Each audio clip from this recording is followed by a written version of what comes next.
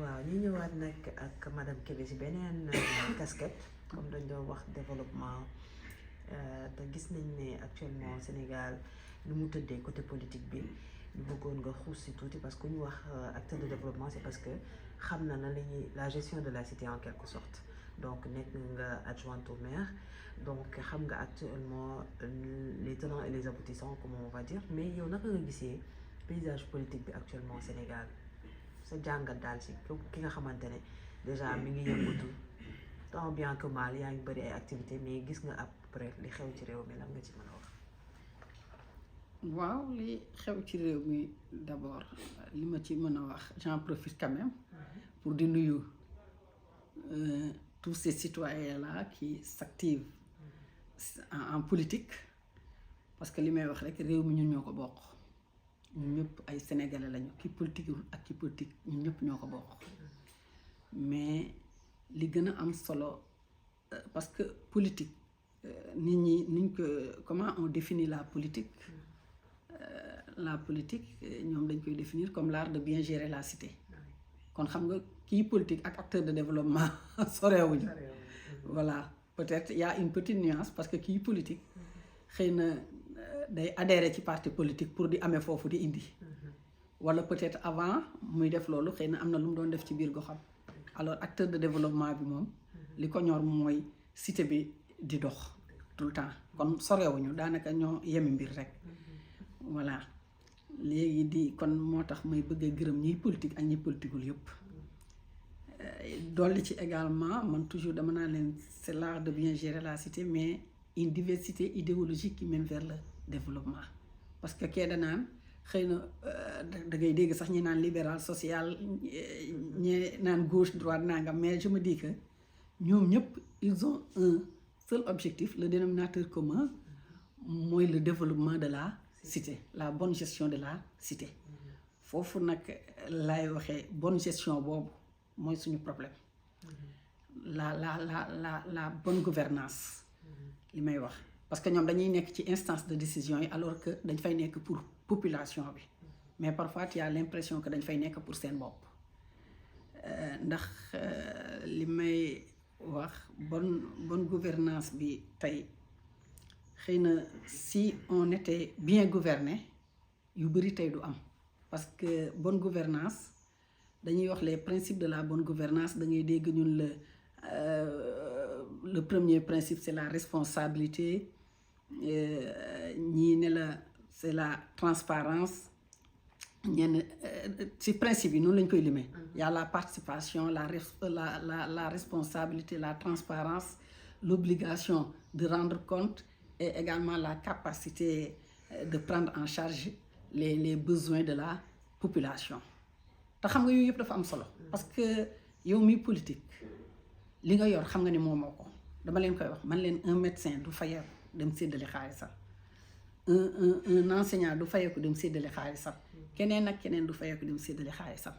mais kon xaalis bi ñuy séddale ñoom ak produit yi ñuy séddale askan bi moo ko moom kon am na noo xamante ne dañ leen ko war a jox ak dignité mais man j'ai l'impression que les politiciens du ñëpp nag du ñëpp parce que dinaa ci ñëw léegi parce que maa ngi dégg ñu naan système anti système mais dañu am un projet c'est comment dirais-je d'appauvrir les populations pour mieux les contrôler pour mieux les assujettir alors que population yi li ñu leen di jox ak li ñu leen di liggéeyal ñoom ñoo ko moom parce que on a beau parler de système et d'anti-système man gëmuma système gëmuma anti-système affaire yi comportement la parce que tey boo demee ci li ñuy wax système état la rek te li fi tege mi ngi fiy tege mais nit ñiy incarné parce que l'état a tout prévu te kenn tey mën la wax ne la kii mooy état l'état n'est que l'organisation de la nation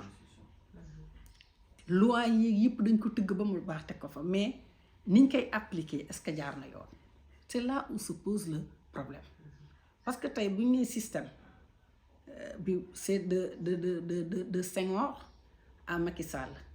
est-ce que ñi fi jaar ñëpp lu baaxul la ñu def am na ñu fi baax am na ñoo xam ne tey mën nañoo teg seen loxo ci kaamil ou Bible ne musuñu fooy alalu askan ci biir ñu baax ñooñu tamit am na fa ñoo xam dañu safaanu comme tey les gens qui se disent anti-système am na ci ñoo xamante ni macha allah baax nañu mais am na ci ñoo xamante ni tamit dañu safaanu parce que yu bëri feeñ na ci li ñuy wax tey système ak anti-système y a les coups bas parce que li ñu def tey ils ont fait du monde de la politique un monde d'invective, d'insultes, de blasphème lu ñaaw lu ne man dama naan sax xëy na ñun nous sommes un peu consciencieux mais les futures générations parce que tey xale yi am 18 ans 19 ans 20 ans bu boor bee saaga ñii saaga fayu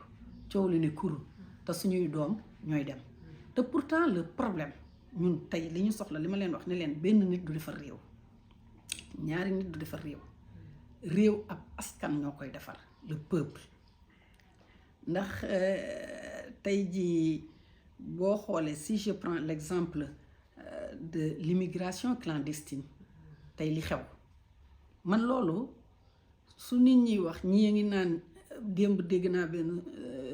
journaliste mu ni waa opposition ñooy jox xale yi xaalis dégg naa ñee ne waa opposition liggéeyuñu moo tax xale yi dem mais man sama appréhension personnelle bi ma ci am xam nga lan la mooy que ni c'est un désastre public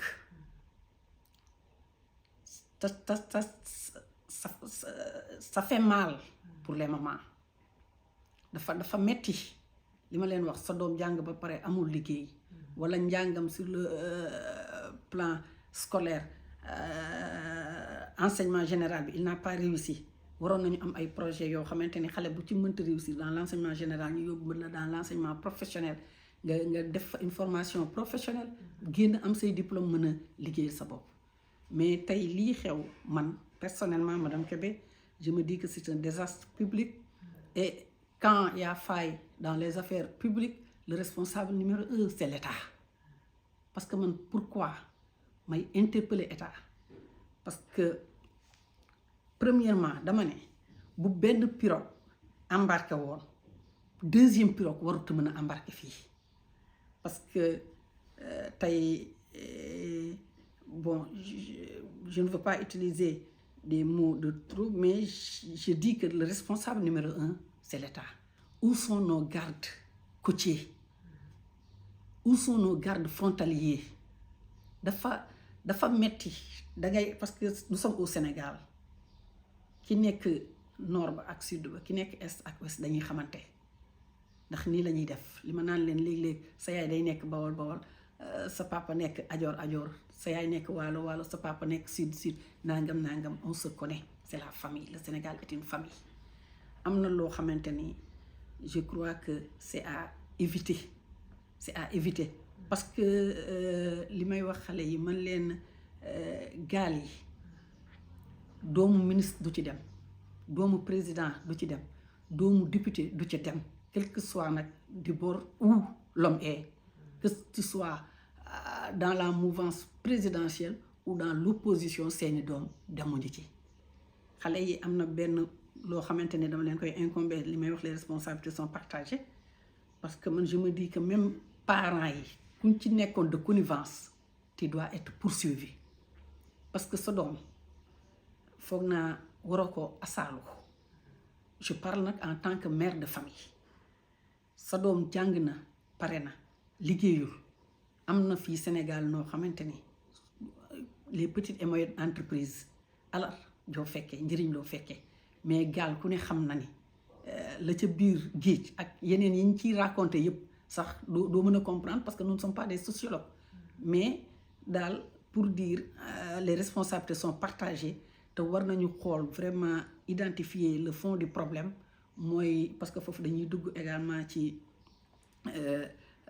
la politique de l'emploi des jeunes yooyu yëpp ce sont des problèmes qui se posent ñu lijjanti xale yi may leen jàmm may leen salaam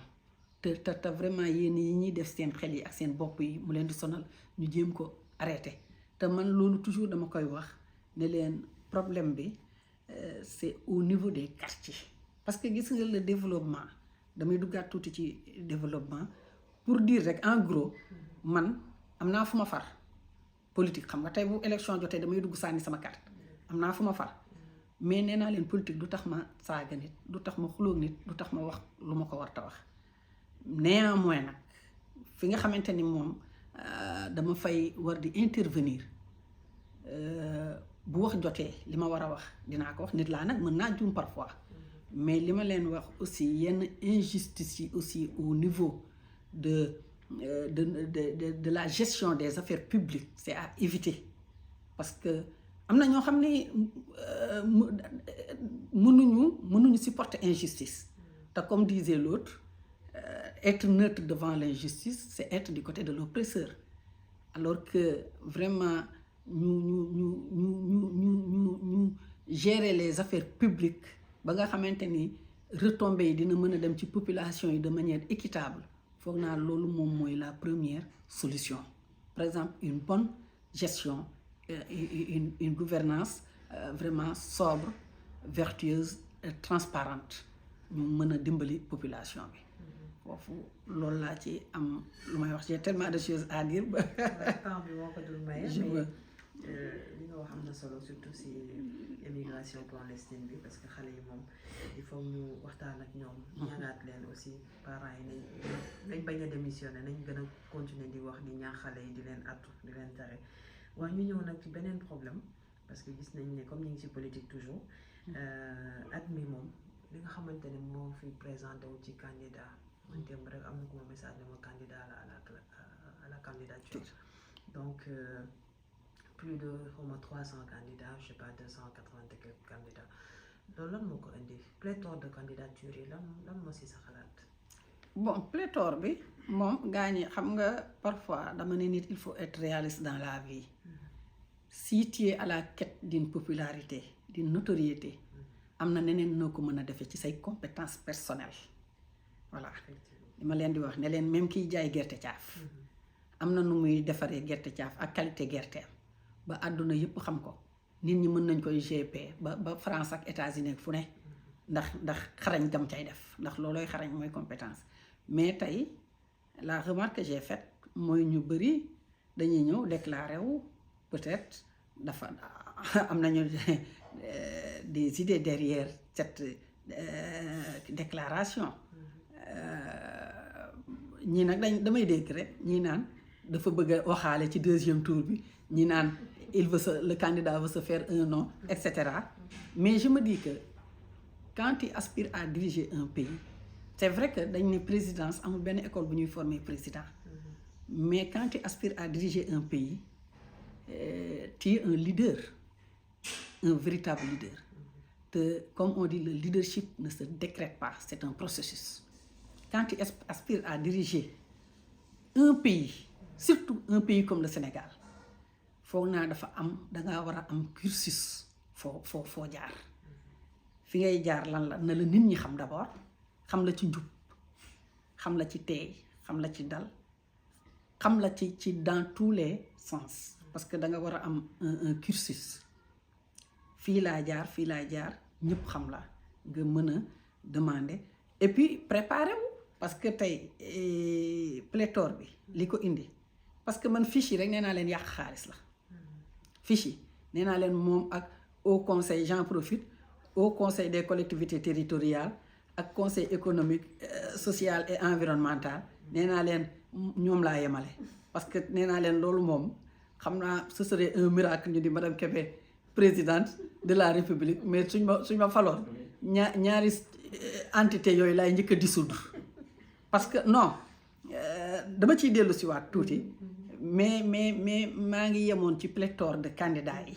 parce que dama ne kii bi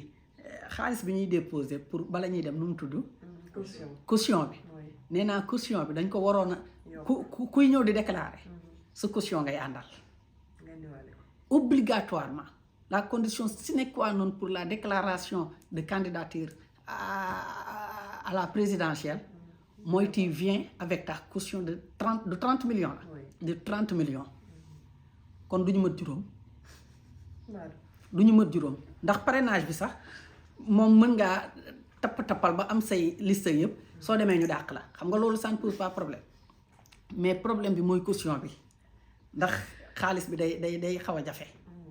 de ce fait loolu rek te ñoom xam nañ ko ñoom ñiy def lii xam nañ ko xaw ma nag bon nous sommes dans un état parce que on ne maîtrise pas tout am na loo xamante ne ñoom ñooy xam li tax ñu wàcc gaa ñi ñëpp ñëw ñu di def ay déclarations peut-être nous les profanes on ne peut pas maîtriser cela mais man personnellement loolu laa wax léegi au conseil des collectivités territoriales bi li tax ma koy wax boo tijjee nga xool ñu ni la quelle est la mission de cette structure lu ñu lay wax donner son avis sur les projets de développement des collectivités territoriales nga ñëw ci collectivité territoriale ci code général des collectivités territoriales ñun la mission première d'une collectivité territoriale c'est la conception, c'est la programmation, c'est la mise en œuvre des activités de développement économique, social et environnemental. léegi kële ca kaw lan lay defal kii ci suuf pour toute une nation. Je n'ai rien contre eux, mais xaalis bañ fay yàq li ma leen wax xaalis bi ni ñu koy yàqee am na loo xamante ni buñ ko defoon njeexital ci askan bi fii ci Sénégal ci xale yi tey duñu am problème immigration clandestine te le malheur mooy comme je dis le Sénégal est excessivement riche sur tous les plans ressources minières et également spatiales parce que li ma leen di wax le Sénégal tey fait partie des 25 pays les plus pauvres du monde ta nee nañu ñun am nañu 196 722 kilomètres carrés d'espace qui peut contenir parce que temps yi derniers résultats yi ñu am concernant la démographie la population sénégalaise on nous parle de 18 millions 32 000 foog na 32 000 xaw ma lan 800 mais 18 millions un peu moins de 40 000 kon le Sénégal peut contenir sa population amuñu problème d'espace ñu am 750 kilomètres de côte am le fer de la Falémé am des ressources halieutiques au niveau de Dakar et le littoral central am la vallée du fleuve Sénégal am le Ferlo ak yeneen ak tout ce qu'on a comme la Casamance effectivement la Casamance parce que dama koy wax ñu ni ma non nee nañu j'ai des ambitions démesurées pour le Sénégal man leen la Casamance seule la Casamance peut nourrir toute l'Afrique occidentale xam nga man dama bëgg Casamance parce que dama fa am un vécu avec ma tante ku bokk samay ndey ak baay dafa nekkoon je la salue de passage muy sama rakku yaay tata Aïda ak tata Adama ñoom lay teg loxo ñoom seen loxo lay teg nuyoo bi pour ñu kii ko j'ai beaucoup aimé la Casamance parce que def naa HLM Néma def naa Grand Dakar et cetera ak église ba étant tout jeune l'abbé yi daan ma may yu bëri ma fay dem di échanger ak ñoom pour dire que parce que bu ñu waxee loolu rek on parle des 6 régions naturelles du Sénégal ensuite le bassin arachidier nga xam ne diwlin lu ñu soxla ci diwlin rek loolu tey mën nañu koo fournir loolu lépp ñu am ko am une population bi nga xamante ni 70% de la population sont des jeunes léegi quel est notre problème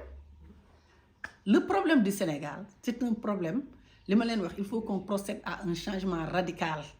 des mentalités et des comportements et puis bien gérer nos ressources parce que tey li ñu am ci zircon li ñu am ci pétrole li ñu am ci or le coton rek nga xamante ni tissu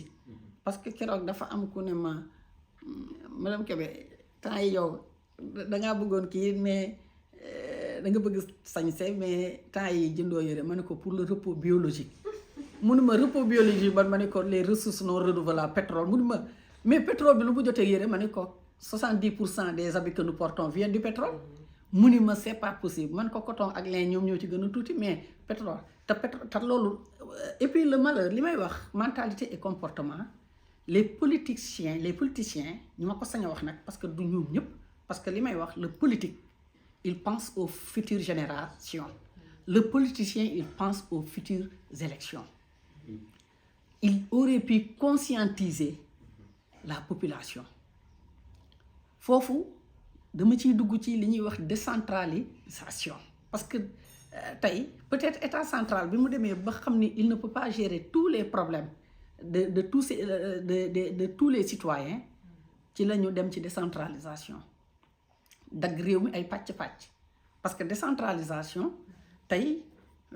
boo demee da ngay am président conseil départemental wala nga am le maire ñooñu daanaka surtout le maire il est l'organe exécutif noonu lañ ko bindee président de la république une république en miniature mais foofu liggéey bi dafa des parce que les cercles li ma leen di wax on ne peut pas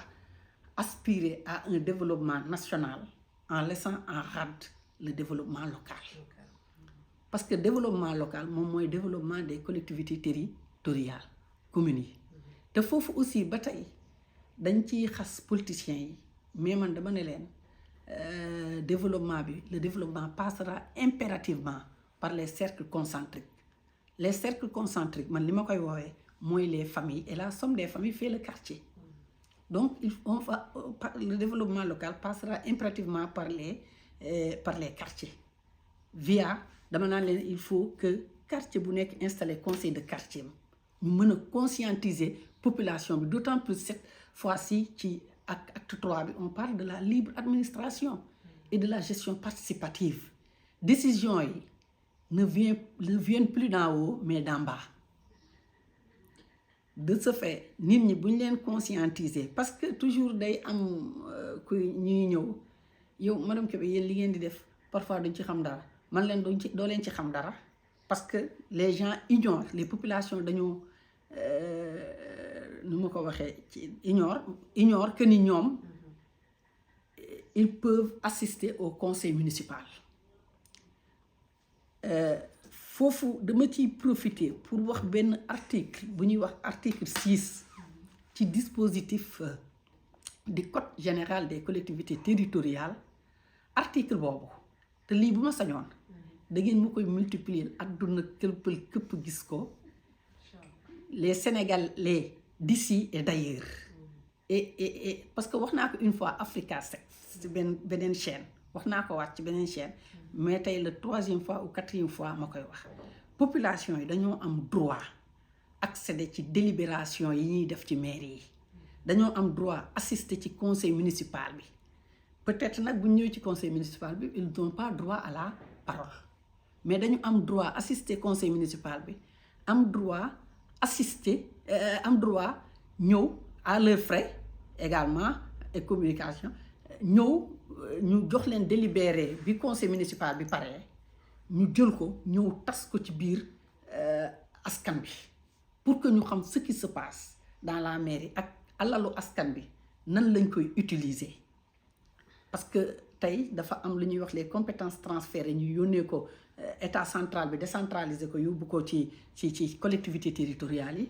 te yokkaat nañ ci yeneen 5 compétences yoo xam dafa nekk tey 14 compétences yoo xamante ni loolu maire yi dañ ko war di ànd ak population yi di ko liggéey vraiment article bi ça me tient vraiment à cœur pour que parce que dafa am lu ñuy wax contrôle citoyen dafa am lu ñuy wax contrôle de légalité mooy le volet comment dirais-je l'autorité déconcentrée parce que on parle de décentralisation mais qui est accompagnée par comment dirais-je il y a décentralisation et déconcentration l'autorité déconcentrée moom mooy accompagner ñooy sous-préfet ñooñu ak seeni éléments ñoom ñooy accompagner kii bi parce que foofu la ñu amee contrôle de légalité mais le contrôle citoyen dafa am solo nit ki parce que bu ñu fàtte ni xaalis yi ñëw ci maire yi ci fonds de dotation yi lay jóge ak ci fisc bi les recettes fiscales ak yiy jóge ci fonds de dotation yi état bi joxe ak yeneeni fonds de concours et cetera kon population yi am na loo xamante ni li may wax problème bi du mus a changer tant que peuple bi jugul parce que nous sommes dans une république et dans une république le pouvoir le pouvoir existant c'est le peuple ñoom ñoo war a am fula jugal seen bopp lijjanti seen bopp au sein des quartiers parce que ñëpp mën nañoo mbabadoo Sénégal Saint-Louis feneen ak feneen Casamance jóg Dakar jóg mënuñu loolu mais dès l'instant que nous sommes en plein dans la décentralisation population yi ku ci ne ci sa biir commune nañu fédérer leurs forces taxaw di laaj di am information yi de ce qui se fait et comment on fonctionne dans les mairies ci via les conseils municipaux ñu ñëw di ko seetaan si d'abord bu ñu gisee bu ñu paree ñu laaj délibération yi bu ñu gisee aussi lu leen jaaxal ci seeni biiri maire yi ñu constitué wu en bloc en force taxaw ne lii la ñu bëgg a xam parce que am na ay moyens de contrôler la mairie délibération bi kii la réalisation également sur le terrain contrôle la léegi nag population yi suñu toogee ne ñun lii la ñu digaale woon lii la ñu waroon a defaluñ ñu ko ñoom ils prennent les citoyens vont prendre leurs responsabilités ne ñun jàkkaarloo équipe municipale parce que je ne parle pas de maire parce que maire c'est vrai il est l'organe exécutif mais le maire c'est avec le conseil municipal le bureau municipal le conseil municipal sax laay wax parce que les éléments du bureau municipal sont du conseil municipal ay élection la rek ñu nekk adjoint mais pour dire que il faut que vraiment les citoyens soient exigeants man foofu lay xaar politiciens yi ñu conscientiser la population sénégalaise ku ci nekk ca fa nga ne pour que citoyens yi mën a am seen àq ak seen yelleef ci biir maire yi parce que décentralisation bi depuis 96 la man je le dis dama naan leen bon je ne veux pas être nihiliste mais amagul benn commune boo xamante ni tey elle a connu son take-off comme on dit le décollage économique alors que l'objectif premier la mission première de la décentralisation comme je viens de le dire tout de suite c'est l'exécution des grands projets de développement économique, social et environnemental. Quel est le problème qui se pose? Dañuy ñëw téye xaalis bi nag ko peut-être je n'aurai pas assez de temps ba pare di vivre ay injustices yoo xamante ni ak ay comment dirais-je ay gouvernance partisane esprit partisan alors que dama naan leen bu ñu xësee ba dugg ci conseil municipal comme c'est à l'Assemblée nationale parce que conseil municipal hémicycle local la rek ña fa nekk les conseils municipaux mën nañ leen woowee député parce que ils sont là pour délibérer sur les affaires de la cité léegi nag loolu population bi li ma ñoom ñoo ko mën a lijjanti seen bopp li may wax un problème da nga koy identifier diagnostiquer ko identifier ko xool jéem a trouver solution mais booy wut solution il faut chercher une solution pérenne parce que pourquoi mairie tout le temps ñu leen di folli dañ naan diw liggéeyul léegi est-ce que mën nañu vivre noonu jusqu'à l'éternité ku ñëw ñu ni liggéeyul nañu xaar bu élection jotee ñu folli ko non ça ne doit pas se passer comme ça soo liggéeyul la population doit exiger que tu travailles impérativement ni la da ngay liggéey wala ñu am même ci code bi ñu xool ni bu ñu demee ba xam ne population bi pour que ñu mën a liggéey parce que man quand je parle li ma leen di wax ni ma la ko waxee léegi nekkuma dans aucun parti politique mais dama gëm ni vraiment muy maire yi muy présidence même de la République sa njaboot nga yor comme kër on gère une commune on gère un département on gère une ville comme on gère une maison kër la rek ay recette la dépense lii moo fi am li ma leen di wax ne leen tey man mënuma nekk sama kër sama courant war a nekk ma war a fay courant le 28 comment dirais-je nous sommes au mois de novembre ma fay sama courant war a fay courant le 28 denc 25 000 courant yi dépense le 24 amuñu añ ma ne duñu añ parce que le 26 laa war a fay courant bi parce que loolu rek ay déplacement la ay virement la da ngay jële fii yóbbu fii jële fii yóbbu fii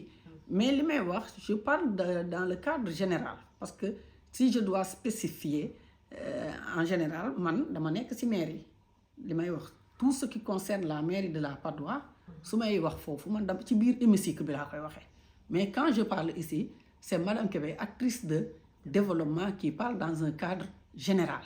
te loolu j'en profite également pour wax leen ne leen gis ngeen quand les équipes municipales vont vers les populations li ma leen di wax ne leen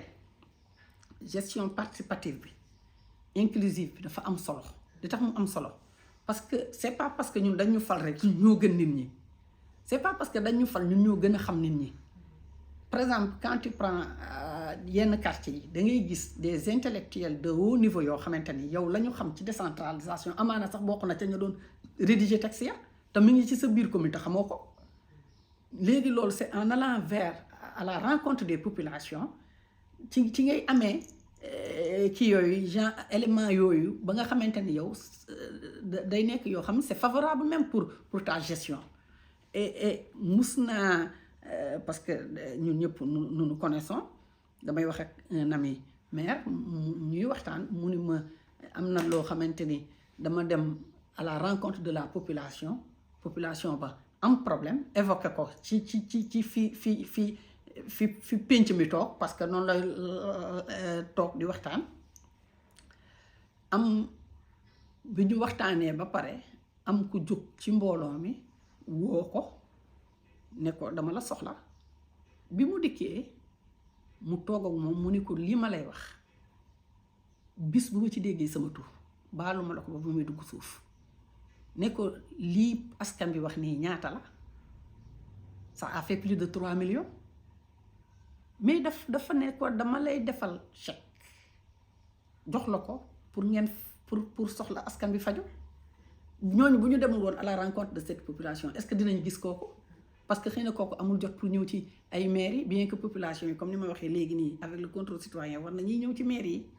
di xool di demander pour gis maire bu ñu gisul maire am comme leen booleel ak yooyu ñuy pour qu'ils puissent s'enquérir de la situation de leur comment dirais-je de leur maire yi xam lan lañ leen fay liggéeyal ak yeneen mais kooku noonu la régler problème bi de ce fait bien que am na parce que dama ci xuus bu baax ne ko yow est-ce que danga jël kii bi mu ne ma non parce que dafa war a jaar autorisation spéciale mais comme le problème était un problème urgent dañu contourner loolu dem jaari ko ci beneen moyen pour que régler problème population yi xam nga kooku c'est un citoyen exemple li ma leen wax man leen kooku warul woon a nëbb turam da ngeen ko waroon a ñaan ne ko mënuñu nëbb sa tur parce que am na ñoo xam dañuy bëgg a def mais duñu xam fi ñuy defee bu ñu gisee kenn def mu am yoon dañ fay def fekk yor nañ ko mën nañ ko mais loolu lépp c'est pour dire que dans la gestion participative inclusive associer toute la population dans la gestion municipale avantage rek lay doon pour la mairie parce que comme je dis c'est une institution les hommes passent les institutions demeurent mairie bi li ma leen di wax ne leen ku ñun ñii ñëw tey bu ñu ñëwee tey jii fi lañ koy fekk avant ñun am na ñu ñëwoon parce que man bokkoon naa ci conseil municipal bii génn conseillère laa woon bii tamit yàlla def ma doon conseillère li may wax suñu borom ma ci boole mais xale yi dama ne leen woon da ngeen di dem muy ñoom Mbaye Keita ak ñooñu ñoom Mamadou Diop j'en profite Jean Paul ñoom ñëpp di leen sant di leen gërëm xale yoo xam bu élection jotee dañ naan man madame Kébé vraiment nu ñuy def waxtaan ak man mais dama ne leen woon dem leen mais après xam nga li ñu naan le calendrier divin yàlla jaam ak yéeneem yàlla ak dogalam parce que def naa fa 5 ans boo xamante ni dafa amoon prolongation 2014 gis ngeen j'ai fait 7 ans vraiment di nuyu tamit conseillers yooyu fi nekkoon ak yii ñu nekk yëpp tey xam ni liggéeyu conseiller aussi dafa xaw a metti ba ca maire ba ca conseiller ba vraiment macha allah sant suñu borom. waaw madame Kébé lan mooy doon mot de la fin bi wala au revoir. Et puis j'imagine que doo def déclaration de candidature rek comme ndax li ñu fi wax ñi ñëpp xam nañ ne bu ñu la dénkoon réew mi nga gérer ko ndax boobaa dinañ bay suñu balcon yi dina naat dinañ respirer oxygène bu baax protection de l'environnement voilà en plus dinañ lekk fruits yeeg légumes yi ñuy recommandé gestion de la cité ak proximité bi nga xamante ne moom ngay prôné par rapport à ton discours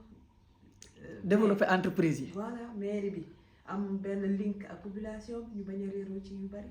ak yeneen yoo xamante ne daal sampal sa dënd rek bon loolu laa tuddee le tey kof xam nga samp dënd moom gëm ma ni am naa kàttan gi ndax man déjà xam nga li ma leen di wax politiciens yi léeg-léeg xetebe lañ may yàq léeg-léeg bu duggee ci face bi ñu wan ma loo xamante ni am ku ne ma waa yow madame Kébé li tax suñ lay attaqué doo tontu man leen tontu gi moom ndax dinaa am jot gi bàyyi rek. ñu may dédité loolu nu mu leen neexee xam naa moom léeg-léeg ñu futti ba ma set. du ci ñàkk mais liggéey bi moo am solo. du ci ñàkk mais li may wax rek ne leen tey Europe gi ñuy toppandoo yëpp. nga xam ne le premier pays nga xamante ni moom moo njëkk a xam la révolution industrielle muy l'Angleterre. Après c'est propagé dans le reste du continent européen ba ñeneen ak ñeneen jot ci dama leen di wax ne leen du Angleterre ba muy décoller kenn nekku fa ay anglais rek a fa nekkoon comme tey Sénégal gii bu ñu bëggoon mu décoller ñun Sénégal ñun ñoo mën a defaral suñu bopp parce que nit ci li nga am il faut travailler avec les moyens de bord comme je viens de le dire te ñun yàlla daf ñoo ciraleel ñu am loolu lépp am ndox am suuf terre arable liñ ci am macha allah ay hectares et des hectares ce qui veut dire que tey yooyu yëpp buñ ko amee ba pare produire en Afrique transformer en Afrique consommer en Afrique parce que dañ naan maan tout le temps da ngay statut comment dirais-je Thomas Sankara man leen waaw parce que ñooñu quoi qu'on en dise ils ont réussi ils allaient réussir à mettre le Burkina sur les rails du développement ay Thomas Sankara ay Patrice Lumumba nos héros africains là li may wax dama leen di ñaanal suñu borom fa ñu tëdd yàlla xare leen àjjana parce que ñooñu bu ñu leen bàyyi woon ñu prospérer kon tey ñun duñu nekk ci lii ñu nekk parce que tey man toujours Sénégal dama koy comparer ak le Japon parce que dama naan leen Japon bi ñuy wax décollage am yàggul mais lan moo leen indil tey ñu bokk ci li ñuy wax la triade nga xamante ni c'est exclusivement composé du Japon les États-Unis et l'Europe occidentale lu ko fa yóbbu par exemple quand tu prends l'exemple du Japon le Japon parmi les 33 métaux nécessaires pour une industrie moderne le Japon n'en dispose que 6 alors que Sénégal tey lii mu am yëpp waxuma temps yii dama gis ay pierres électriques ñu découvrir ko au Congo ak yeneen parmi les 50 dama ne leen waxuma sax les 55 États africains ou 54 États parce que benn bi nee nañ c'est pas reconnu c'est reconnu mais on est entre 54 et 55 mais l'Afrique occidentale rek suñu boole woon seeni force am fulla am fayda liggéey parce que li la ca kaw mooy wàcc ci suuf te li ma leen di wax le problème de l'Afrique à vrai dire c'est quand les colons sont toujours là nous vivons le néocolonialisme suñu nee colonisation dafa jeex colonisation xaajul bay jeex demul bay jeex parce que tey lii am ni suñu yoroon ñun suñu bien yi ñu yor ñun tey Afrique occidentale rek suñu fédéré suñu force parce que dama ne leen pays mënoo développé wu ci kanamu pays boo xamante ni tey la France occupe le cœur du système monétaire du Sénégal la France occupe le cœur du système linguistique du Sénégal tey jii ñun ñii di fi wax ñu ci bëri am na mooy yoo xam da nga koy xam ci français te doo ko xam ci olof li may wax ne bu ñu jàngaloon ci suñu langue vernaculaire yi tey femmes yu bëri tey yu fi am 50 ans 60 ans ca période boobu ay ingénieur la ñuy doon en génie mécanique génie civil et cetera beneen point bi ma ciy doole toujours si à propos du Sénégal bi ma limee toutes ces ressources naturelles ak sa disponibilité dama ne leen la capacité d'ensoleillement le taux d'ensoleillement du Sénégal ak sa stabilité politique parce que tey ku ne xam na ni au sein de l'Afrique occidentale ne respire que pour reprendre les propos de doyen Justin Ndiaye l'Afrique occidentale ne respire que par les poumons démocratiques du Sénégal rek moom moo fi amagum macha allah stabilité politique boobu de ce fait yooyu yëpp dafa nekk ay atout pour ñun ak la jeunesse de notre population espace bu yaatu bi nga ñëw sur le plan religieux nga am ñu am ay références ay mag yoo xamante ni ku ci mel ni Cheikh Ahmadou Bamba Seydi El Hadji Malick Sy Limamou ak ñeneen mag ñu baax ñooñu nga xam ne dafa am ay lu ñu jox ci référence parce que toujours dama naan leen résistance bi bu méttiwulee lu ci ëpp suñu mag ñooñu la ñoom ñoo résister face à l'impérialisme ci bonne gouvernance aussi boo xoolee ci seen bind yëpp ñoom seen bind yi quand il est lii dañ ciy préconiser la bonne gouvernance te bonne gouvernance booy xool fii ci Sénégal yàgg na fi parce que ku mel ni Thierno Souleymane Baal bi mu renversé la dynastie des Dinyanké avec la révolution Torodo li mu njëkk a teg préconiser que ce sont les principes de la bonne gouvernance kon ñun on a tout ce qu'il nous faut problème bi nag du problème mu système du problème mu anti système problème mu nit la ak jikko bu baax ak jikko bu baaxul nañu defar jikko yi liggéey suñu Sénégal gi xam ne ñun ñoo ko moom vraiment Sénégal jëm kanam c'est tout ce que j'avais à dire et je vous remercie di nuyu ñëpp. Barka waaye déclaration bi moom déclaration bi xoolal nañu bàyyi ba 2000 bu ñu demee 2024 kañ moo ciy topp 2000 ce sera 5 ans après. mais far naa xam nga fii